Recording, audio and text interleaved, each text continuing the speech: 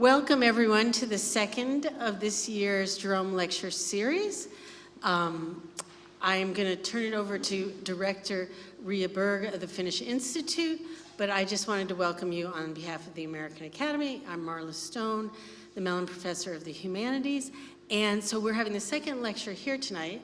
We have the title up on the screen, and we will be having the third lecture back at the American Academy on Monday, 6 o'clock in the lecture room in the main building of the American Academy. So I hope to see all of you there. And a big thank you to the Finnish Institute and to Professor Ria Berg for hosting us here tonight. So thank you for that.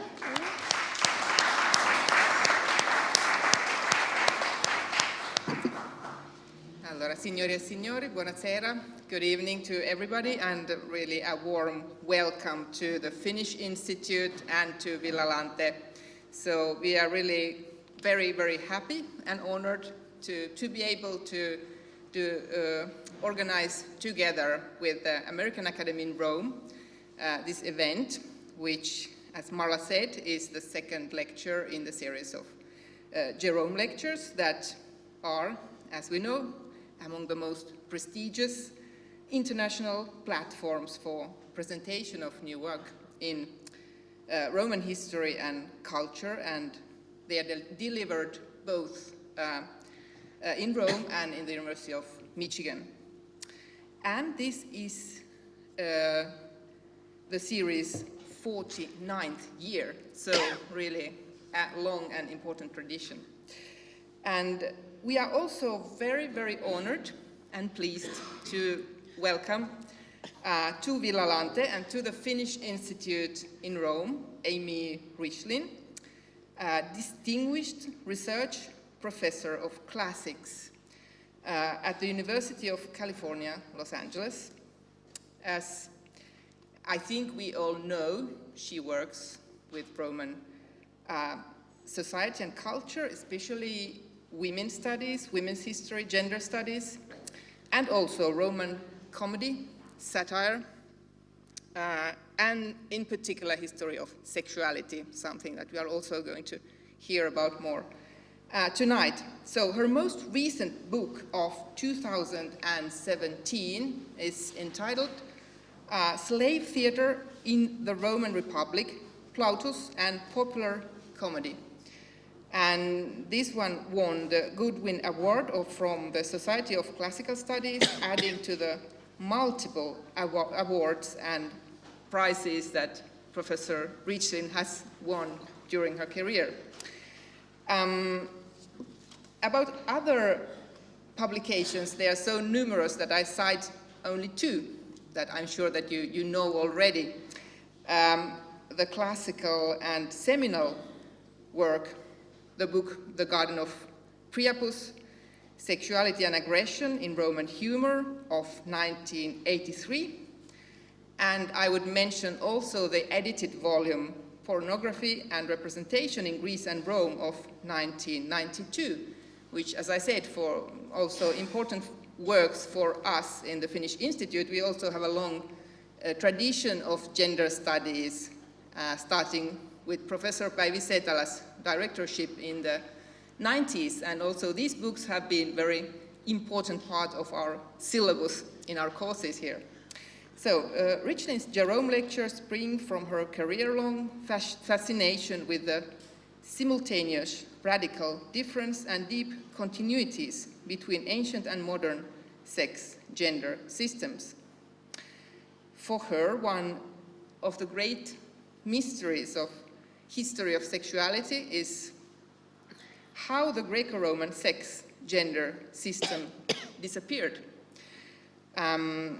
And this series of 3 Jerome Lectures, which is titled, as you know, Dirty Words, The Selective Survival of Latin Erotica from Saint Jerome to Mr. Jerome, traces this story, the story of that shift, showing how pederasty vanished from discourse at the beginning of the heterocentric Europe, yet continued underground through the mid-20th century.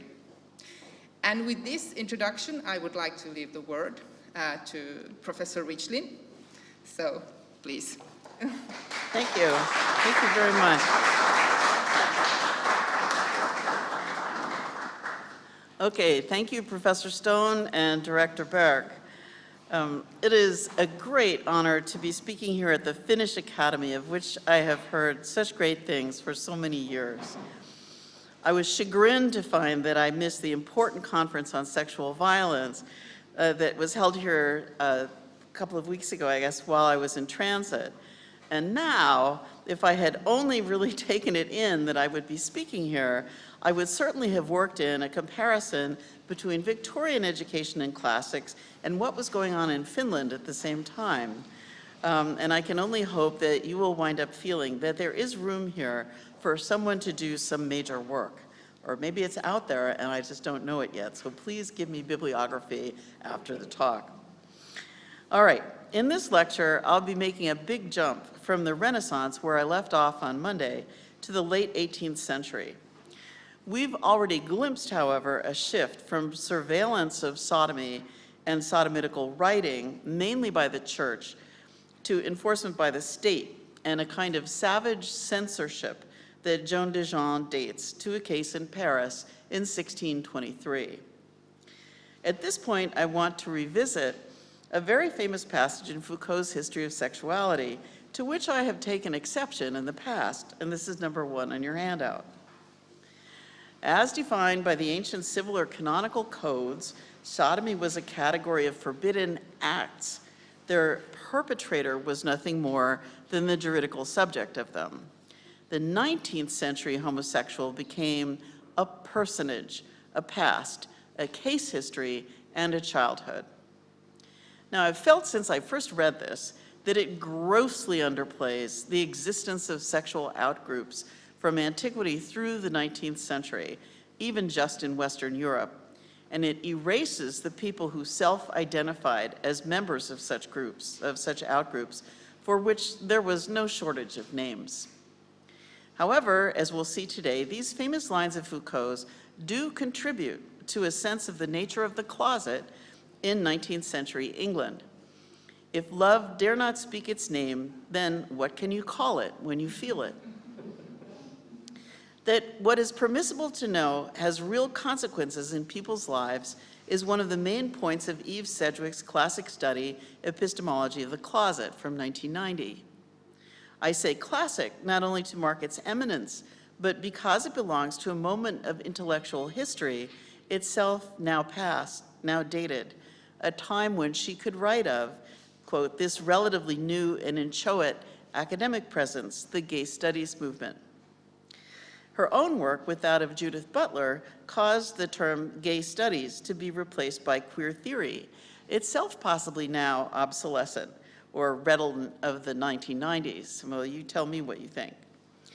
But the question she asked in 1990 about canon formation and the progress of making salient the homosocial, homosexual, and homophobic strains and torsions in the already existing master canon are still good questions, even at a time when no one would use the word homosexual in that sentence. The terminology has changed, but the making visible of silencing is a bona fide historical project. In order to show how discussion has been suppressed, Sedgwick drew up a sarcastic list of censorious tenets under the rubric, you shouldn't know. It includes several items relevant here, and it's number 2 on your handout. So the first one, passionate language of same-sex attraction was extremely common during whatever period is under discussion, and therefore must have been completely meaningless. And the second one, prohibitions against homosexuality didn't exist back then, unlike now. So if people did anything, it was completely meaningless.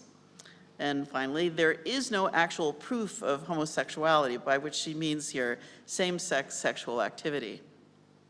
Now, Sedgwick presents her list of censorious tenets as tactics historically used to dismiss inquiry, but until very recently, inquiry itself was precluded by limits tacitly self-imposed on scholarly disciplines, as I discussed in the first lecture in this series back in Michigan.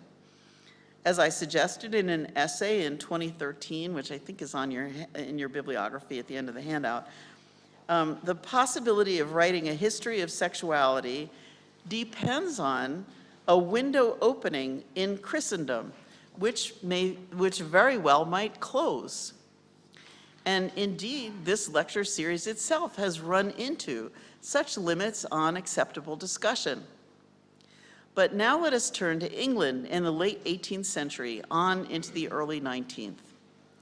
Louis Crompton's great study, titled Byron and Greek Love, leaves us in no doubt as to the severity with which the practice of sodomy, Foucault's Acts, was punished in England. And I want to pause here in memory of my dear friend, Jonathan Walters, for it was in his house in Islington that I first saw this book, pulled it off the shelf, and began to read it then and there, sitting on the floor. You were there, I think.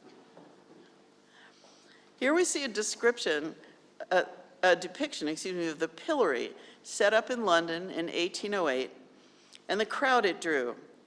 I want to emphasize that people set into the pillory often died of it, since anyone in the crowd could cast stones at them.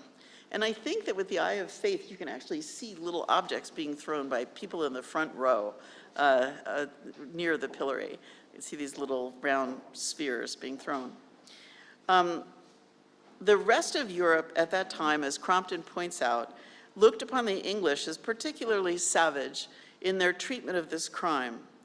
But the penalties for it were fearful, and many self-exiled themselves to the continent, most famously William Beckwith, the Gothic novelist, and Lord Byron.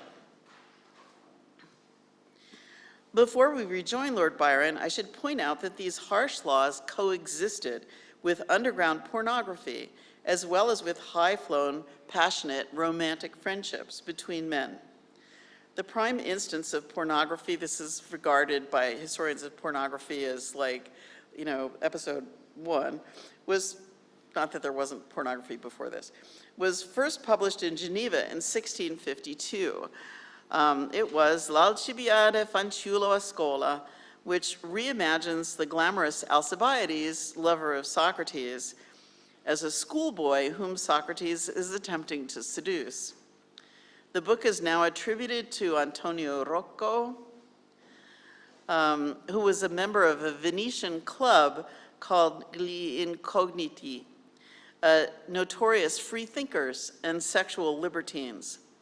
The book was suppressed and destroyed multiple times, but as you see in the bibliography, it was translated into French in the mid-19th century, so it lasted. It was a dangerous book. And as we'll see, it's no coincidence that this pederastic fantasy is set in a school. Indeed, it set the model for hundreds of fantasies set in school, pornographic fantasies, a kind of evil twin of the school stories that we'll be looking at later. Meanwhile, even in Germany, a romantic friendship might flourish, especially in the Goethezeit, not coincidentally itself marked by travels to the south. The Roman historian B.G. Niebuhr is kind of the villain of my long-term project about Fronto. He bitterly envied Italian scholars who had access to such riches in their libraries. In 1816, he was personally responsible for killing the letters between Marcus and Fronto, newly discovered by Angelo Mai in Milan. We met him in previous lectures inveighing against sexually explicit texts in Latin. Yet here he is looking romantic enough in this sketch that is such an intimate medium. And on your handout, number 3, you see part of a letter he wrote to his intimate friend, Count von Moltke, when he found out Moltke was getting married in April of 1796. And Niebuhr was 20 years old when he wrote this letter. He was born in 1776. Oh, Moltke, I love you. I am jealous and eager for your love. Can anyone have stolen it from me? At our last parting, your heart was certainly mine, for you said so. I entreat you, make all clear between us. I love few as I do you, but if it must be, If I must lose you, an open, bleeding wound were better than a hidden one, than a disease of the soul, which would at last fill the whole heart with bitterness and the mind with night. So hold that thought about the wound. The story that follows is framed by three overlapping lives. Those of the notorious Lord Byron, of the obscure Billy Johnson, and of the wealthy critic John Addington Symonds, famous for collaborating with Havelock Ellis in promulgating the term homosexual in their 1897 book. In fact, I must have something wrong here because I have Symonds dying in 1893, so I need to proofread my numbers better. In the book Sexual Inversion, so hence the title of David Halpern's book, 100 Years of Homosexuality, which was published in 1989. This overlapping timeline perhaps explains why Billy Johnson was essentially romantic, while John Addington Symonds was essentially aesthetic, as we'll see next time. And of course, you'll notice that the invention of photography occupies a central space here. But there's another big change. Between the young Niebuhr in the Goethezeit and the young Byron in Regency England, a gulf yawned. Now, for Byron, anything sodomitical was an unsafe subject for a letter, and Lord Byron, a libertine throwback, writes to his friend John Hobhouse in code, and this is number 4 on your handout. I have obtained above 200 pl and opt Cs, and I'm almost tired of them. So this is cryptic, but not if you know the code. The abbreviated words are found in full in an explicitly pederastic story in Petronius's Satyricon, which is also on the handout. As we've seen before, you have to know the Latin text in order to know what the writer means. In this case, in the novel, the poet Eumolpus is telling a story about how it's a funny story, about how he seduced his host's son, whose teacher he was. The story is set up in joke format. First, Eumolpus gets to first base, then he gets to second base, and then, this is my translation of the Latin, which you see on your handout, the translation's there as well. Into his ear, as he pretended to be asleep, I said, "Oh, immortal gods, if I succeed in stealing full and desirable coitus," and the Latin is coitum plenum et optabilem, "from him as he's sleeping, in return for this good fortune, tomorrow I'll give the boy an excellent Macedonian stallion." The point, as you can see here, is that Eumolpus achieves his seduction by pretending to pray as he lies next to the boy. But instead of promising an offering to the gods, which would be normal, he offers it to the boy. It's a bribe, on the condition that the boy sleeps through it all, which the boy pretends to do. And the punchline is that he likes it so much that he blackmails Eumolpus into doing it again. Within Petronius's novel, this story is met with laughter. It's intended to be funny. It also teaches a lesson about boys, just like the tale of the widow of Ephesus teaches a lesson about women. So this story came in handy for Byron as he wanted to boast, and it also came in handy for Byron when he wrote to boast to his friend about his seduction of a particular Cambridge chorister. But Byron soon wound up having to leave the country. Yet it was a country where sodomy was rife in one place in particular, the boarding schools attended by the sons of the wealthy and noble.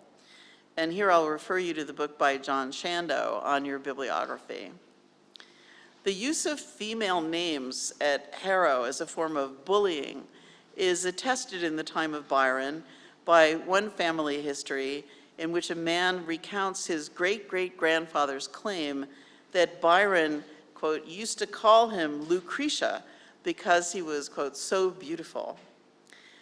A letter to the Journal of Education in 1883 by someone signing himself Olim Etoniensis, that means like old Etonian, argued that clandestine sex in the schools did no lasting harm since, quote, many of our most prominent citizens had such experiences.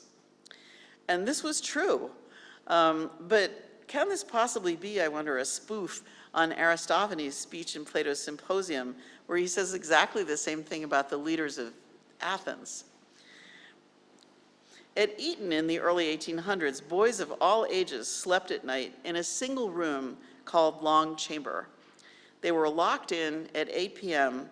and let out in the morning with no supervision in the intervening hours. So the conditions were actually worse than the conditions in the medieval abbeys we saw on Monday. Shando remarks on the whole problem of knowing what went on so long ago among adolescents in secret. Conversations were not recorded. Diaries and letters, if any, are usually cleansed by the executors. Historians usually like to have something more like a first-hand account, but in the history of sexuality, this is always difficult. Everybody lies about sex, and so it is here. So what do we have at secondhand? Well, one of the biggest bestsellers in 19th century England, running into many printings, was Tom Brown's School Days by Thomas Hughes.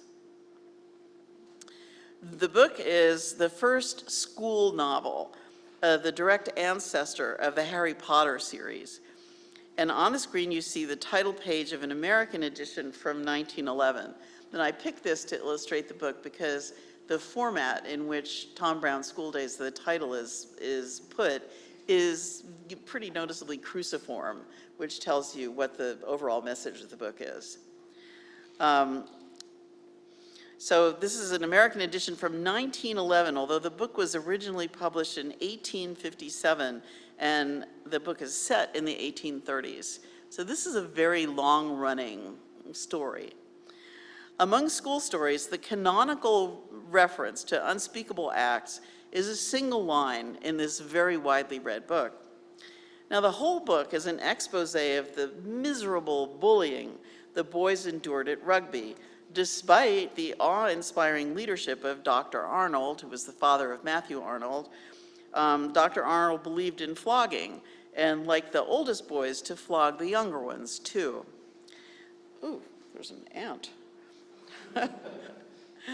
We have those in Los Angeles. Maybe I brought it with me. All right, however, despite all the details of physical abuse, despite the hero's tender feelings for his angelic classmate, Arthur, there's very little in the book about sex. The exception is a one-line reference in Tom Brown's School Days to the, quote, miserable little pretty white-haired, curly-headed boys, petted and pampered by some of the big fellows. This quick glimpse in Tom Brown's School Days is quoted or referred to repeatedly in the scholarly literature in lieu of first-person accounts. It took a man like John Addington Symonds, who was a campaigner for the recognition of homosexual love, to preserve his old diaries in the first place, coupled with the extraordinary supportiveness of his friends and family, in order to have his memoirs preserved after his death as he had wished. Then I think I have quite a bit of bibliography about these memoirs on there. There's some good stuff online. The memoirs were written down in 1889 to 1891, right when this photograph was taken.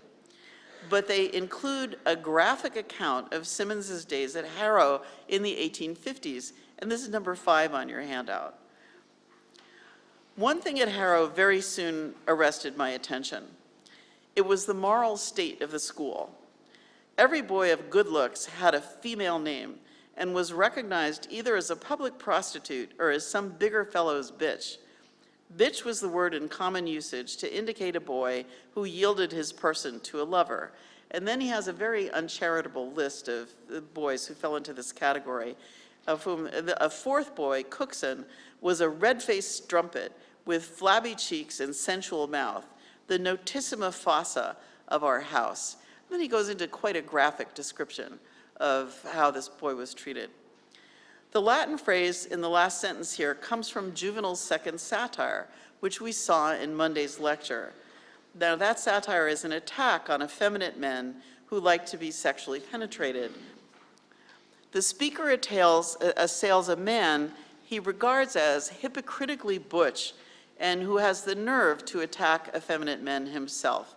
And the speaker says, You castigate disgusting behavior when you are the most notorious ditch, the notissima fossa, among the Socratic queers. The word fossa, ditch, is related to the verb fodio, dig. This is a very, very harsh insult, graphically evoking a violent penetration. It is pretty clear to me, anyway, that Symonds pulled this phrase out of his memory of reading satire rather than remembering that this is what the other boys called this boy. And the cruelty of this joke by the adult Symonds, to me, really outdoes the cruelty of Juvenal's original. But Symonds's memories of Harrow were complicated. Many complaints of school life dealt with a more everyday, workaday experience, the cruelty of the classroom. School stories sometimes paint a pen picture of what it was like to be grilled about Latin grammar in class. One of the most memorable figures was the schoolmaster, whose last name was King, in Rudyard Kipling's collection of stories, Stalky and Company. Here he is, rendered in a later edition, very much postdating the days of Billy Johnson and Symonds. Kipling evokes a mode of teaching by humiliation, which I've talked about in previous lectures, as persisting to this day in teaching in Latin. So teaching by humiliation that surfaces in Tom Brown's school days, which do belong to the mid-1800s, in fact, before 1850. So King's opening voice was sweeter than honey. I am painfully aware by bitter experience that I cannot give you any idea of the passion, the power, the essential guts of the lines which you have so foully outraged in our presence. But, the note changed, so far as in me lies, I will strive to bring home to you, Vernon, the fact that there exist in Latin a few pitiful rules of grammar, of syntax, nay, even of declension, which were not created for your incult sport. You will, therefore, Vernon, write out and bring to me tomorrow a word-for-word English to Latin translation of the ode, together with a full list of all adjectives. An adjective is not a verb, Vernon, as the lower third will tell you. All adjectives, their number, case, and gender. Even now, I haven't begun to deal with you faithfully. So this tirade is actually remarkable in that it faults the student for missing the feeling in Horace's Sixth Roman Ode. Consciousness of feeling was definitely optional in contemporary pedagogy.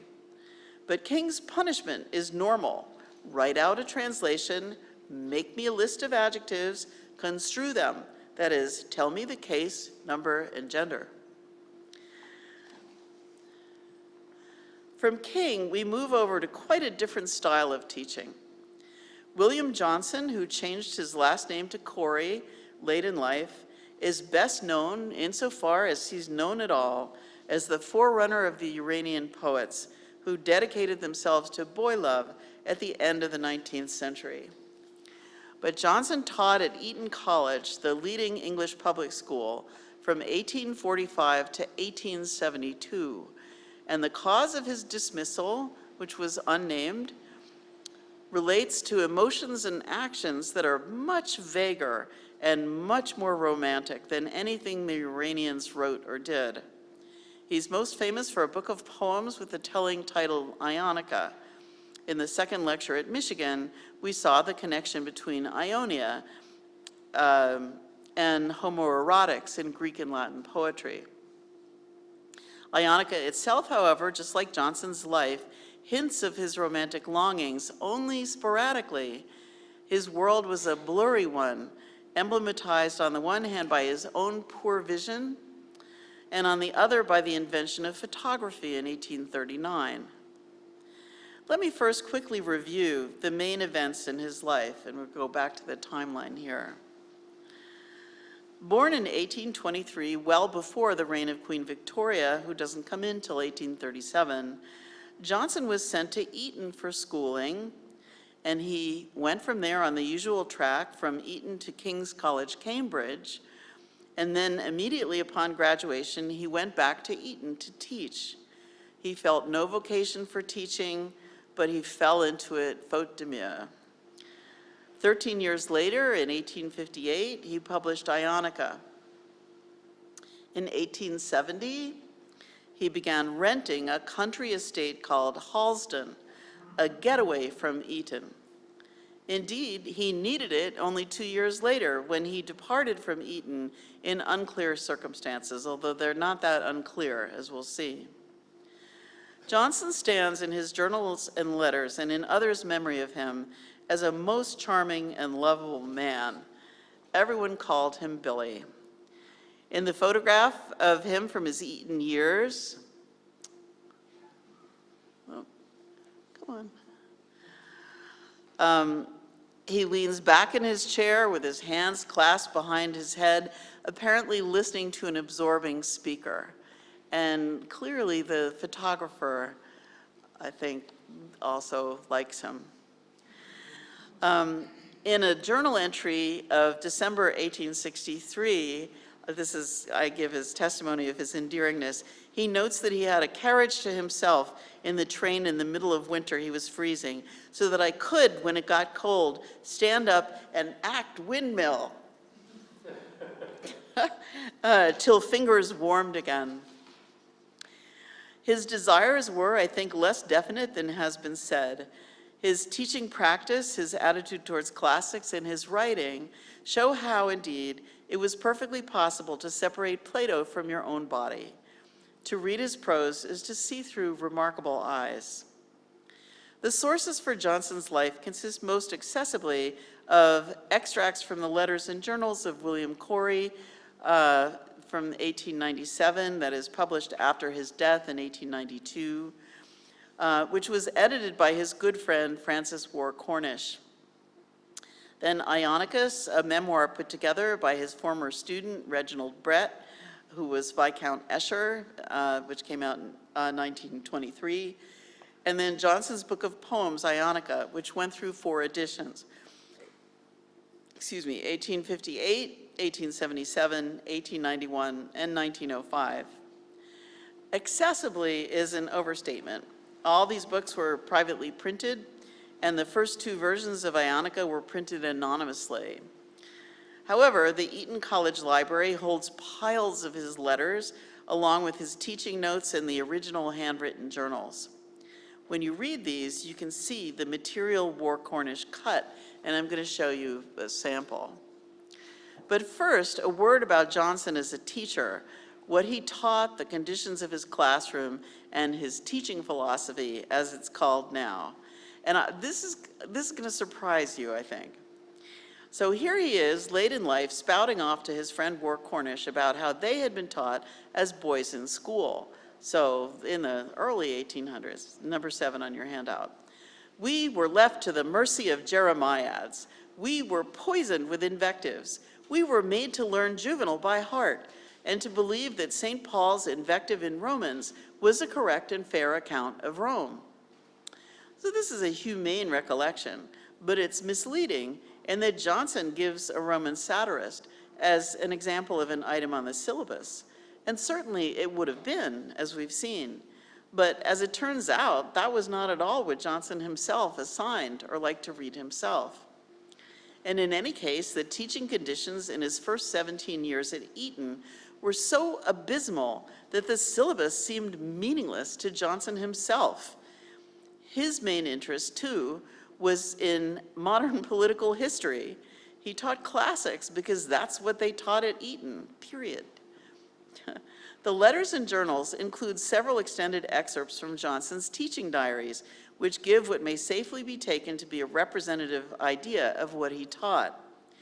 Although he seems to have had complete freedom to introduce new material into the curriculum, it's important to realize that he didn't make use of this freedom to read more widely in classical literature.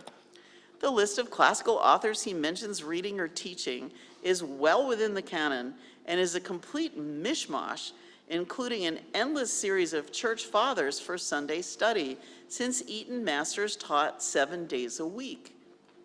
He notes the hours he kept, average work for the 6 days, about 9 hours, and I think that this is actually teaching hours, face-to-face hours.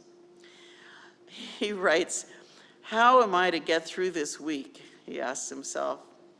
In 1864, he writes in his journal that he, quote, "felt quite ready to join in a school that should do without Greek and Latin. The hopeless thing is that the universities give such overwhelming reasons for keeping up the dead languages." Before he took up his job at Eton, he wrote home, "I'm going into an abyss of drudgery." And this was no exaggeration. One master wrote of, quote, "listening to 270 boys on a Friday, 90 boys 3 times in the day each, saying their lessons. So my ears endure the same page of Greek grammar 30 times repeated," because they had to memorize the textbook. He taught prodigious numbers of students, and the classroom at Eton, when he began, was a sort of enormous one-room schoolhouse where he had to shout all day in order to make himself heard. And he often talks about that he's hoarse, that his throat hurts from yelling all day. The Eton manuscripts also include an inventory of his library, which he says is probably the worst ever possessed by a man who knew as much Latin and Greek as I. What does he own? Thucydides, which he says almost worn out. Ditto Sophocles, Tacitus, Catullus, a gift, but he says read with real pleasure in my youth. Cicero, a little Plato, Aristophanes, he says read all but 3 plays, which I can imagine which ones he didn't read. Demosthenes. But he reflects, "At different times of my life, I made conscientious attempts to learn the classics because it was my trade. And I have, for the most part of my life, been a sincere admirer of Virgil, of Tacitus, of Theocritus, of Homer, particularly the Odyssey, of Sophocles, particularly the Ajax and Philoctetes," which is very telling because he saw himself as a damaged person, which is true of the heroes of both of these plays, "of Catullus and of Livy, while some exquisite parts of Plato have haunted me and made me wonder." And this is something he often says about teaching the boys. "I taught them X and it made them wonder," but sometimes it's how electricity works, and I mean, it was not a limited curriculum. And Agamemnon has on every new reading revealed new treasures, and I have often given my heart to Cicero. So there's nothing aesthetic here, and Theocritus is mentioned, but he is not spotlighted. And it's an unsystematic reading list, helpful in teaching, a series of unconnected courses. The journals, however, and the manuscripts which fill in their blanks also give an idea of the development of his personal involvement with his students. In number 8 on your handout, you can see what War Cornish edited out. And I should hasten to add that War Cornish also edited out hundreds of complimentary things about War Cornish. I mean, War Cornish seems to have been a very decent guy. All right, so this is, so the boldface stuff is what's in the manuscript, but not in the published memoirs. In the armchair by my side sits a lad aged 17 with lightish hair and a gray coat, reading Cranford, waiting till the shower passes.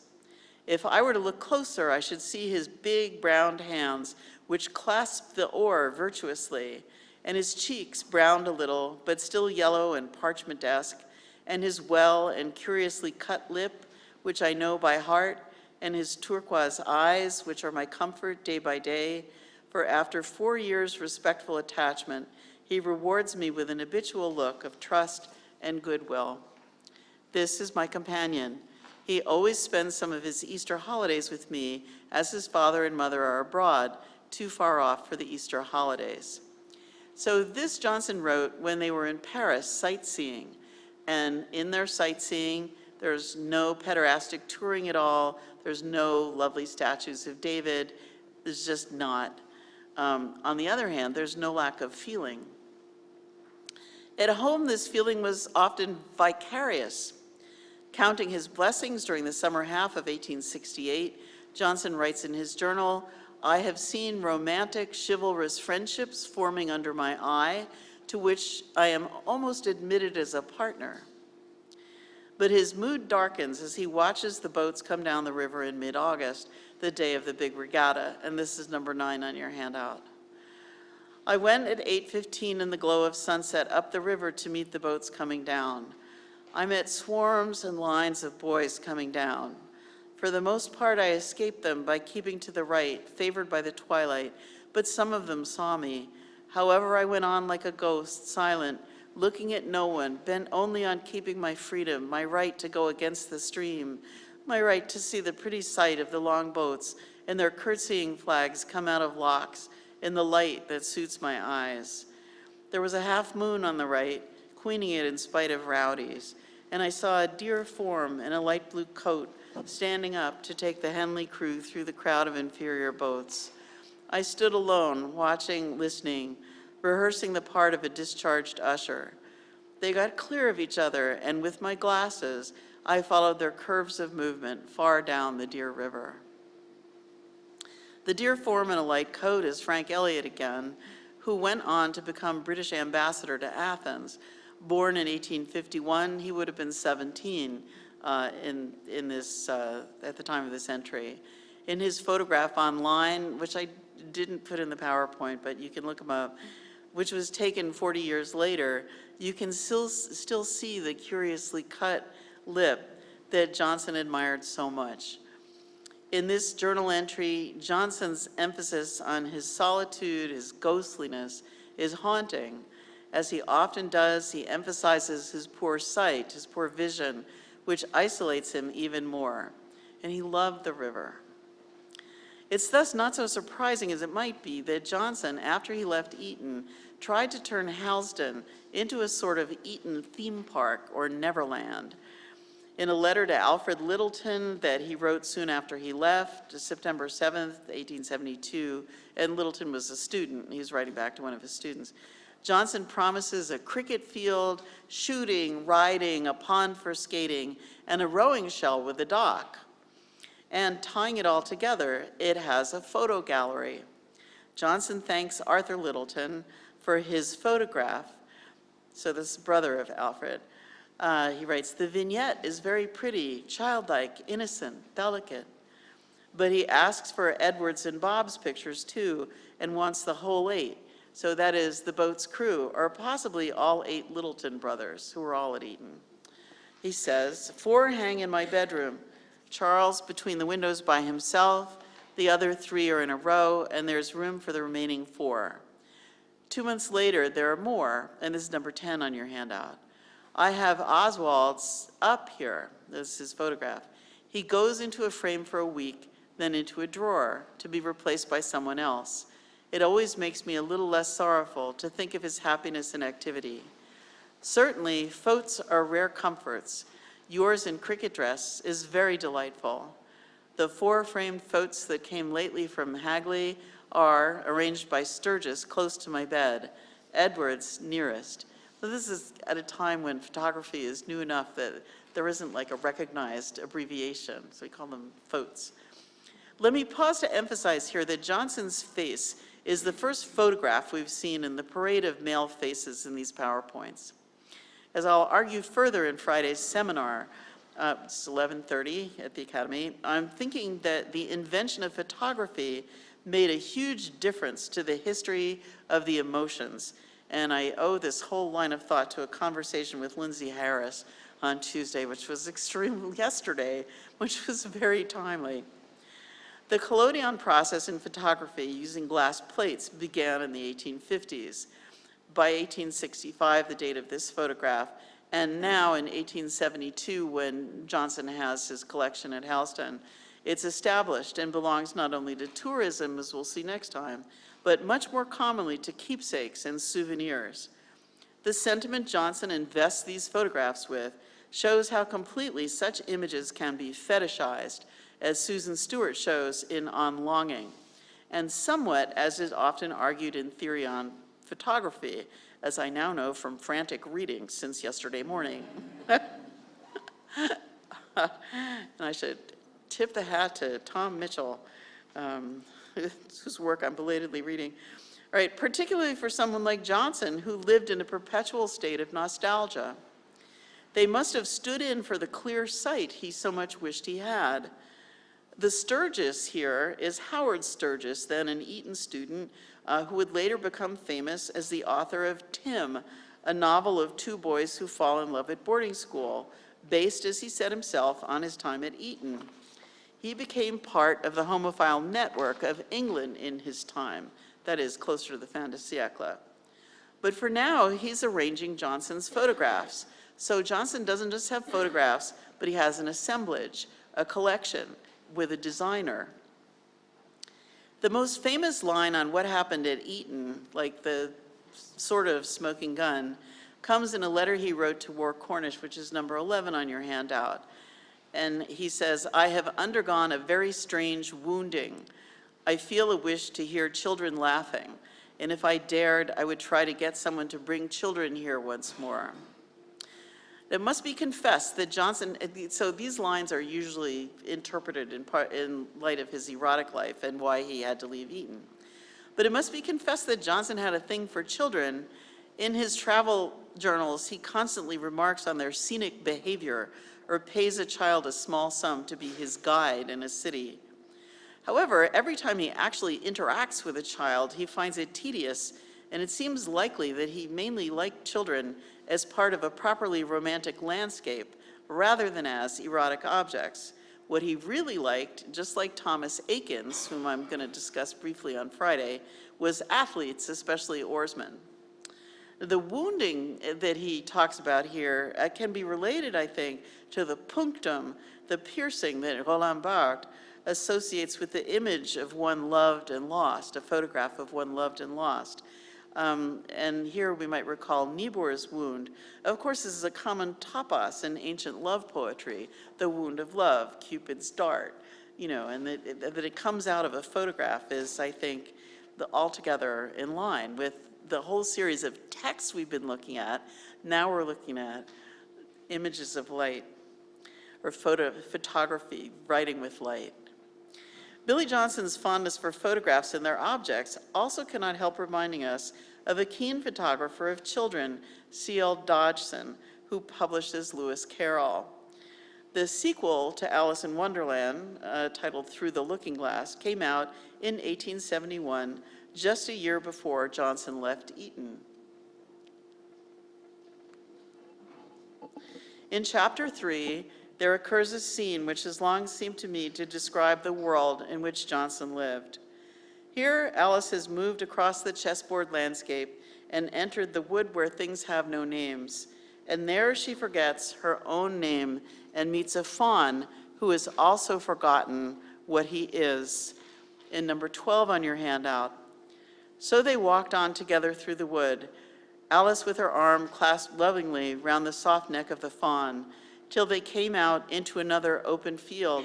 And here the fawn gave a sudden bound into the air and shook itself free from Alice's arm. "I'm a fawn," it cried out in a voice of delight. "And dear me, you're a human child." A sudden look of alarm came into its beautiful brown eyes, and in another moment it had darted away at full speed. Well, for the Latinists in the room, I must ask, is this Horace's Chloe?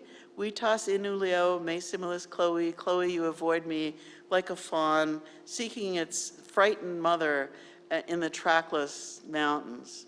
So, or is the fawn actually an F-A-U-N? So next time we'll see a bit of Lionel Johnson's essay, a different Johnson, on the cultured fawn, F-A-U-N, a sarcastic attack on aesthetes. But note, of course, in this bit of Through the Looking Glass, how the fear is transferred away from the child onto the fawn, which is frightened of the child. Pun or no pun, this encounter to me encapsulates the blurry landscape Johnson saw around him. The word homosexual did not yet exist. Sodomy did, but Johnson's was a world of romantic longing, not of lust. To a current reader, there's a difference in kind between love for a schoolboy and for an undergraduate. At Johnson's Eton, such a differentiation lay in a future where such things could be talked about.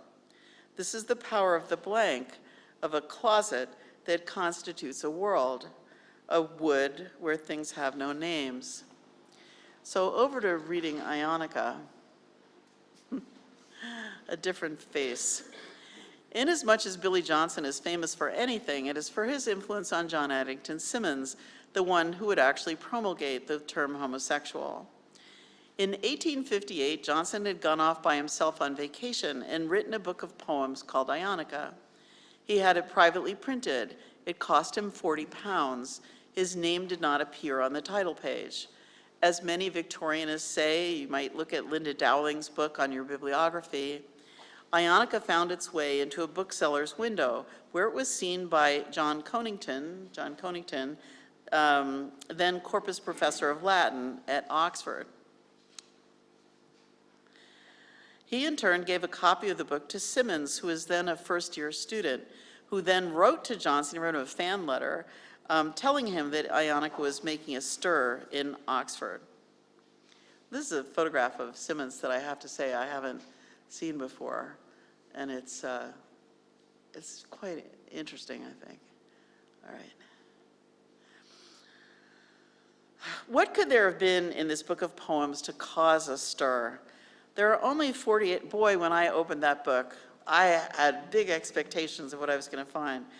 There are only 48 poems in the 1858 Ionica, and most of them are not about boys at all, dealing with a range of subjects, including fairies, I mean, the kinds with wings, who live in your garden, Queen Victoria, little girls, historical events, classical and otherwise, and chivalry.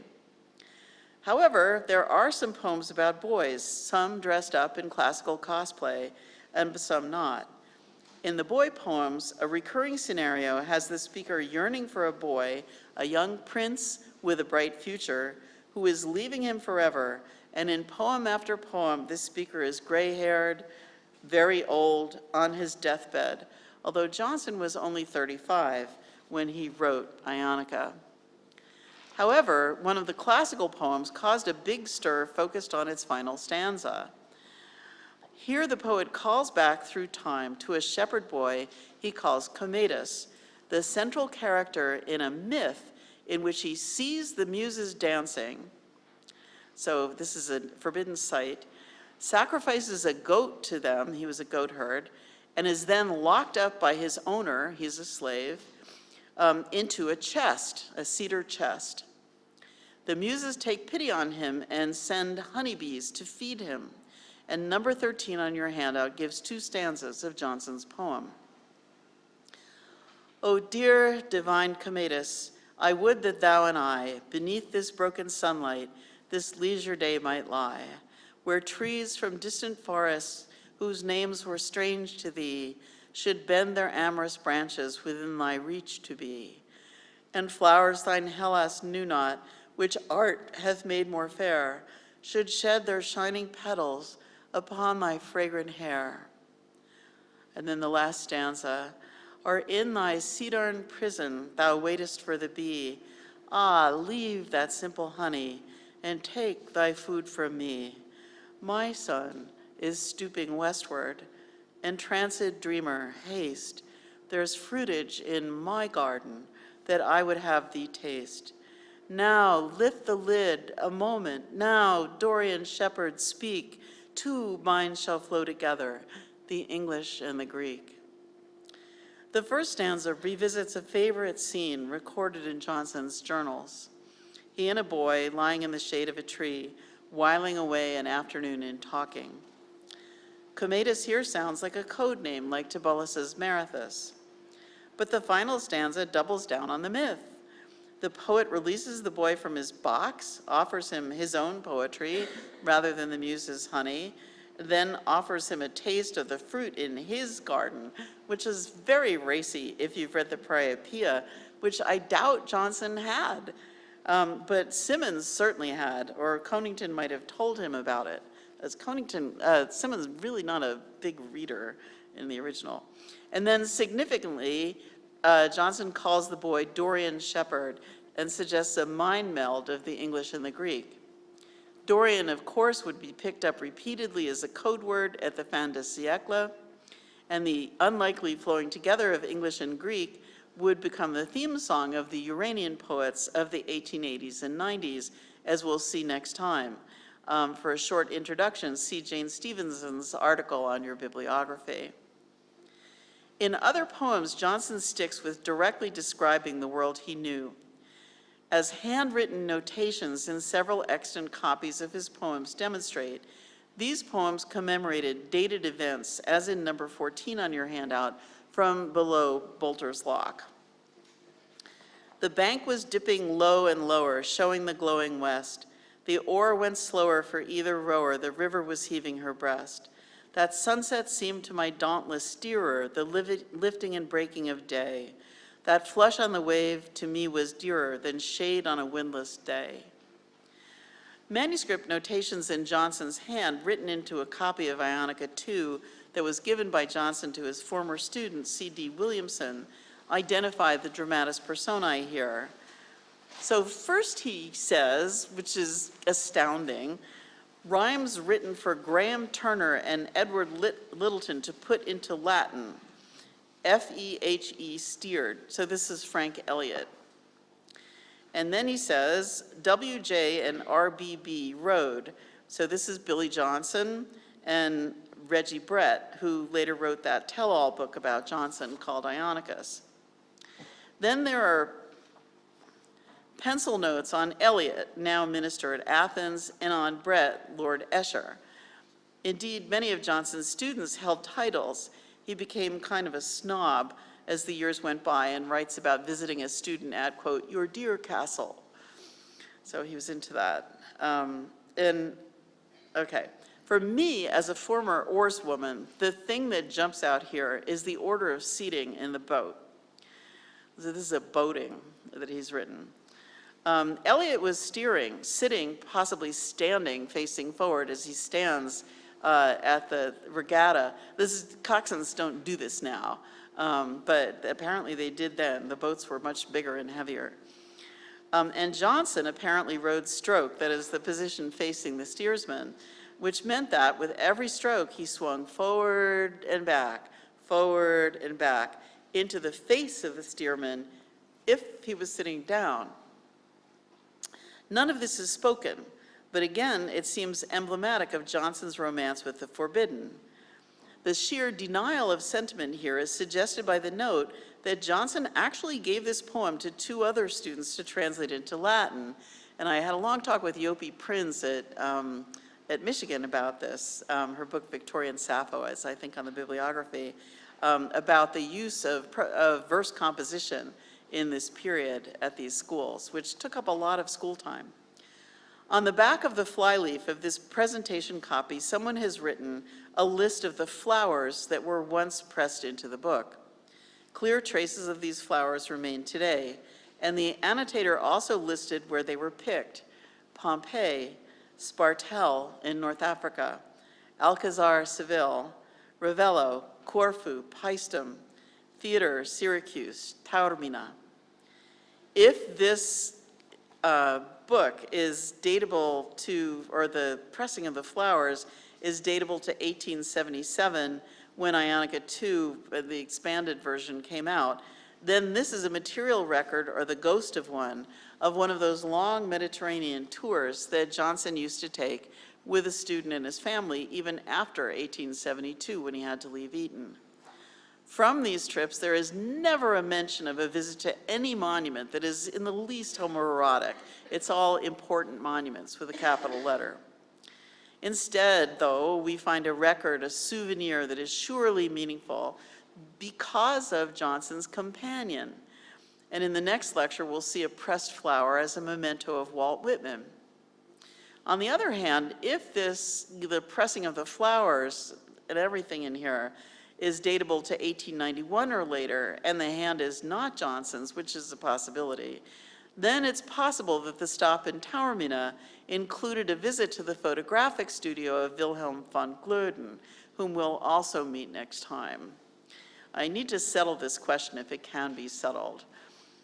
So where does that leave us? As I've shown, Johnson was not assigning classical erotica to his students. In a way, he was having his students write their own. Like the boyish Arcadia he built at Helsden, His poetic Arcadia was self-invented, consistently kind, completely unlike the tyrannical masters we have seen today. He was much beloved by his former students, who subscribed for the printing of War Cornish's letters and journals. In the next lecture, we'll move out of the wood where things have no names to the lives of men for whom ancient erotica mainly provided props. They were critics and photographers. They were not teachers. So thank you for listening, and I'll be glad to take questions.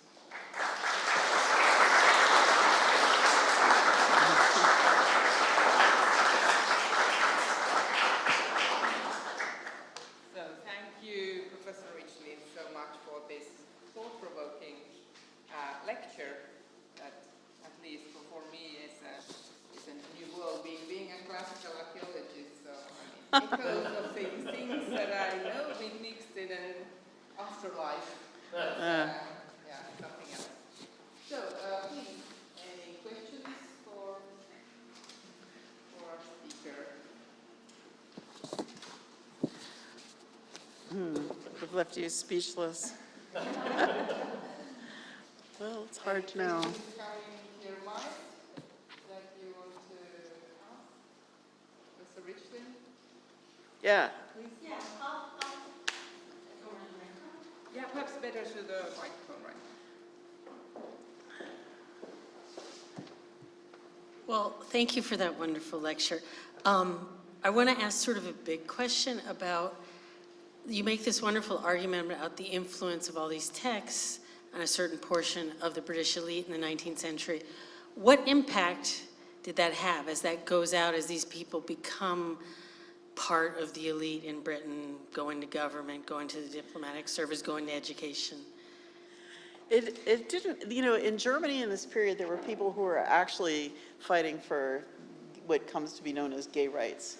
You know, there were, Magnus Hirschfeld is the best known, but there were a lot more, and Sebastian Matzner at UCL writes about these guys. So, but in England, everything is underground. It kind of goes back to the pillory that we saw in, you know, in the first slide.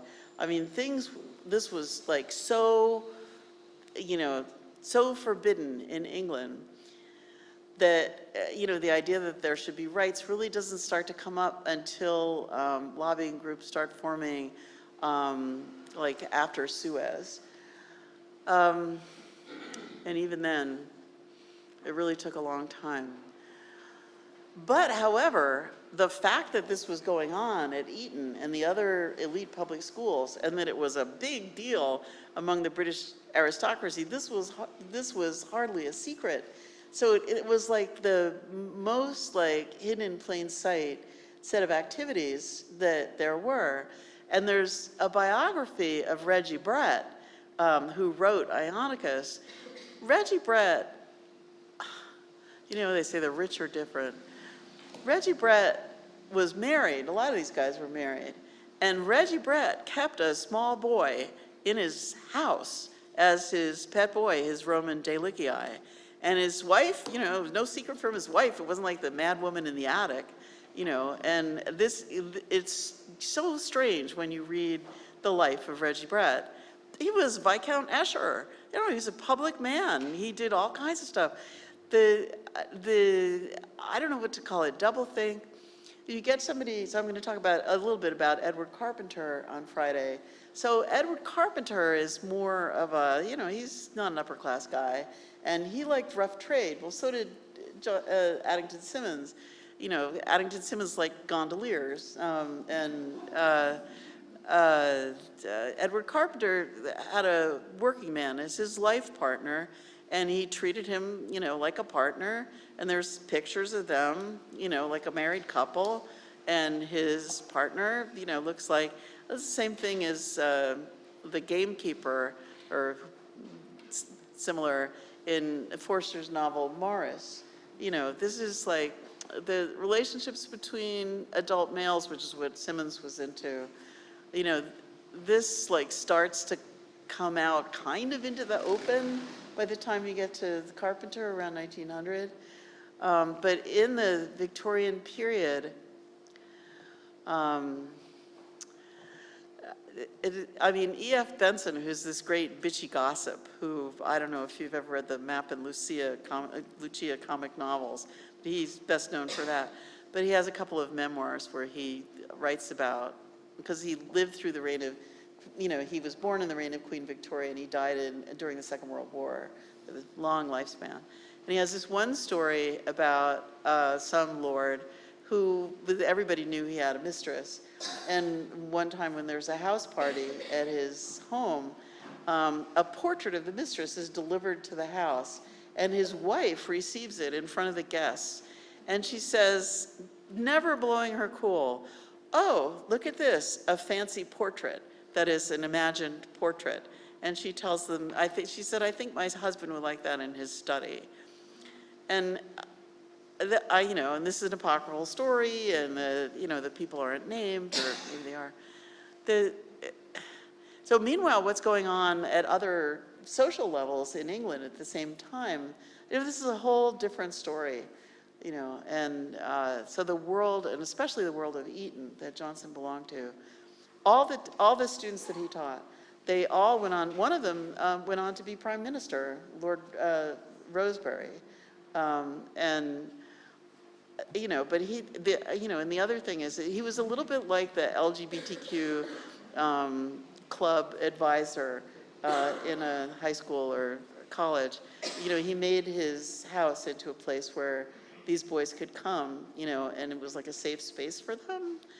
So when he says he saw these relationships budding, well, these relationships are pretty well known, and there's endless photographic records of them.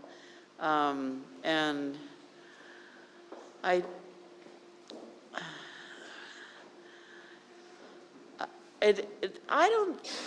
mean, like take Matt Gaetz or somebody like that. We're used to the idea today that somebody who might be at a high level in politics is doing things that they're not supposed to be doing, including underage sex.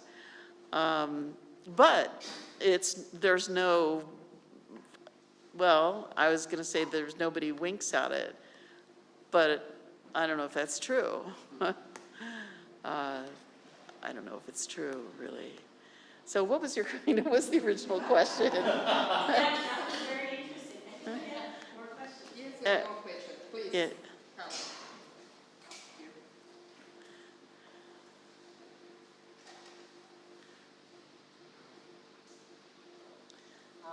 On the one hand, I'm interested in this world of elite friendships, but more on the other, it's that this kind of a well-known secret. After all, the fathers of these boys, the grandfathers may have gone to Eton.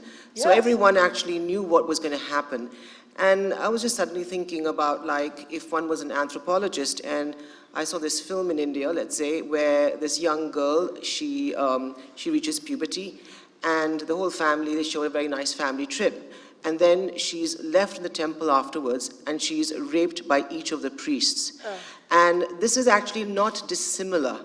It's actually, in a ritual way, also very similar. So if one did an anthropological study, you would find it actually as strange. And this is the time of empire, when they are also mapping out the kind of, other societies. So anyway, just wanted to hear a comment on that.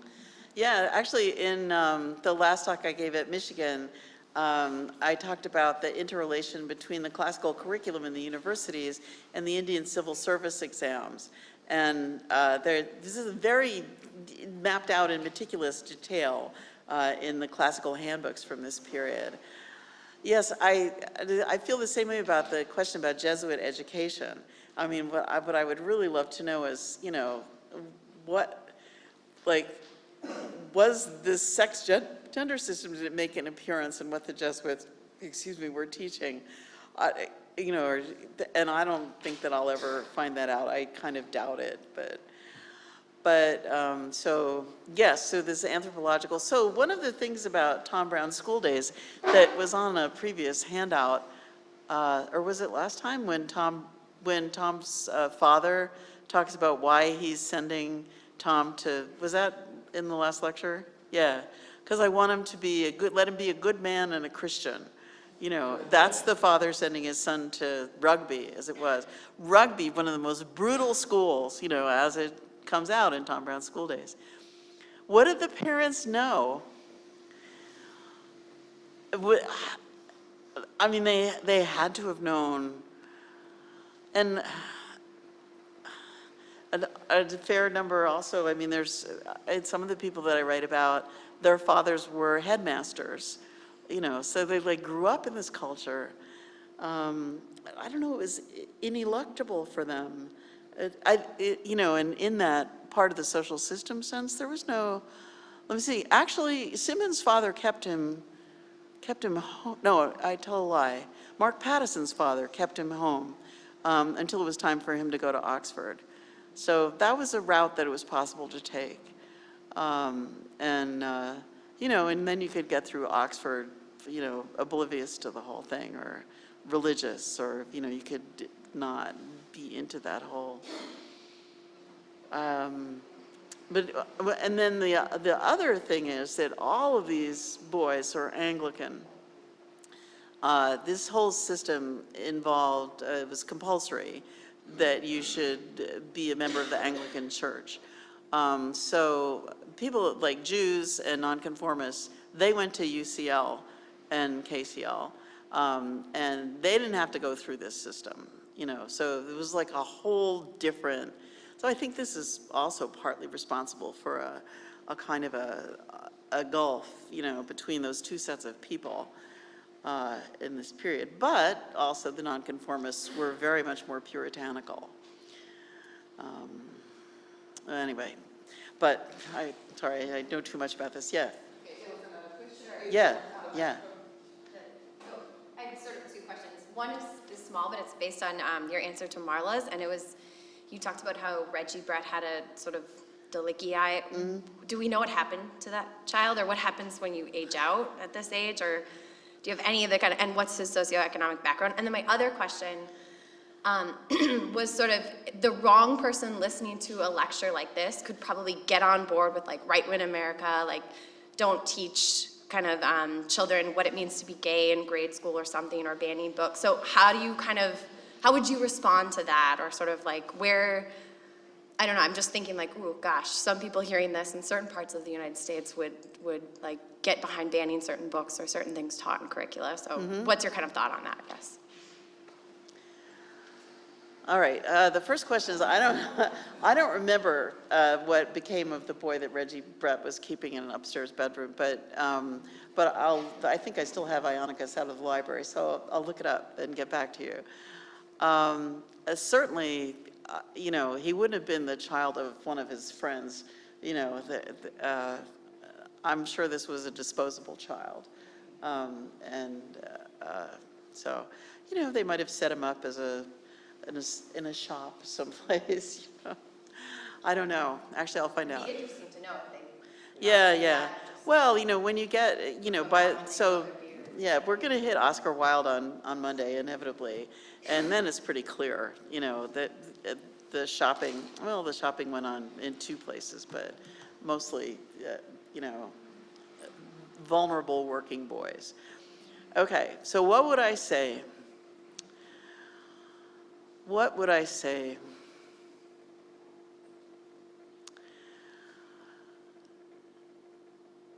This poetry has been important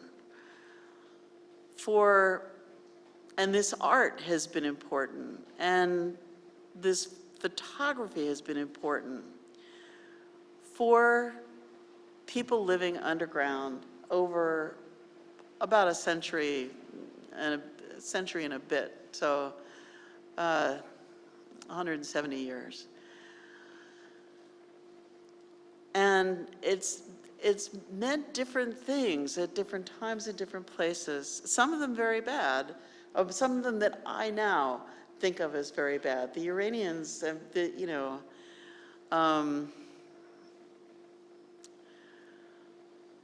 the account of how they lived their lives, you know, or Baron Corvo, you know, whom they admired. I don't admire. And you can tell from this lecture that I do I love Billy Johnson.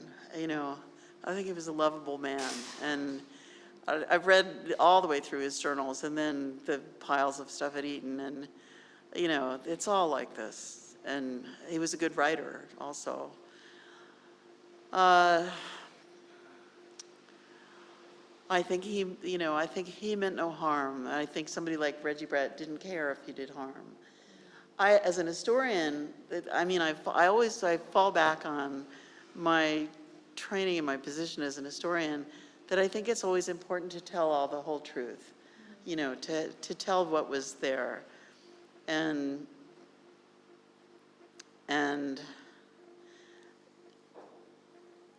I tell you, oh, sorry.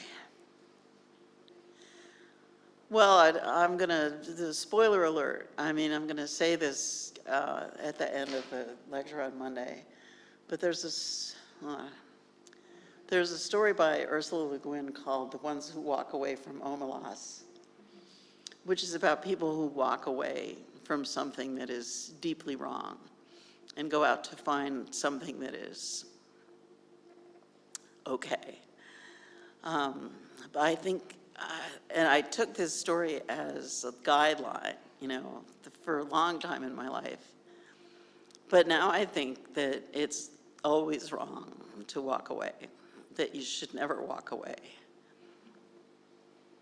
That, you know, if the truth is uncomfortable, you own up to it, you tell it like it was. If some people find things in it that they can use, that's good, and that's a good thing. It's important.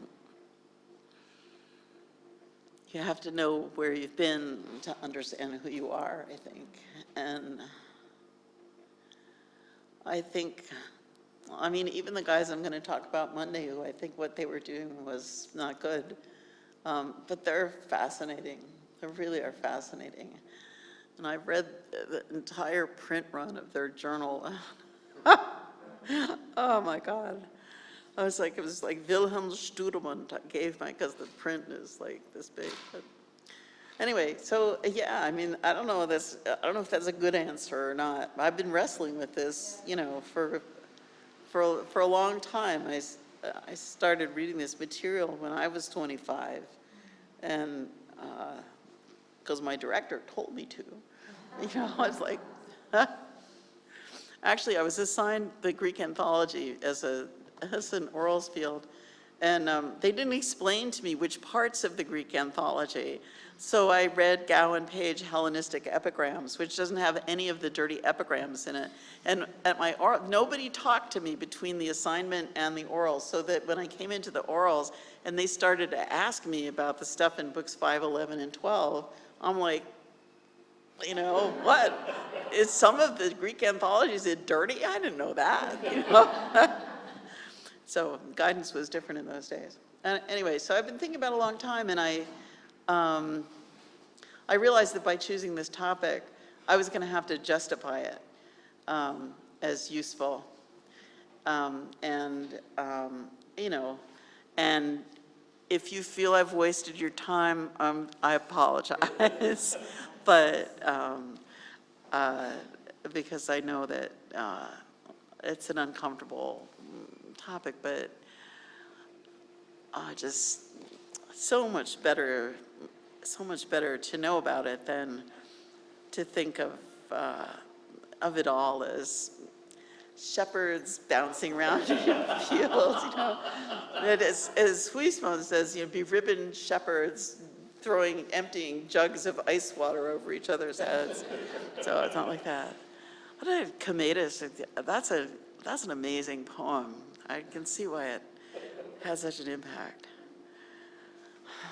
Anyway.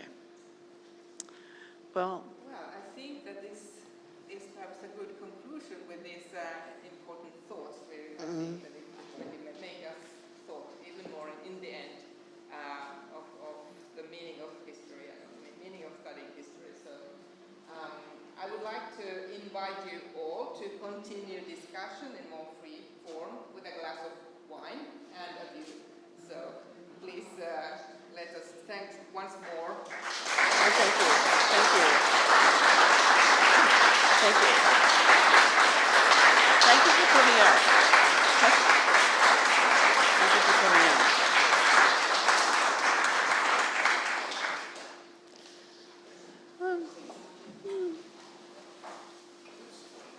Great. Forward, forward, forward, forward. Ah, thank you, thank you. Yeah. You need to keep, What you said in mind. yeah, you can't walk away. It's so strange, our lives keep connecting in odd ways, but I taught that very story here at the Academy. I'm teaching this quarter an undergraduate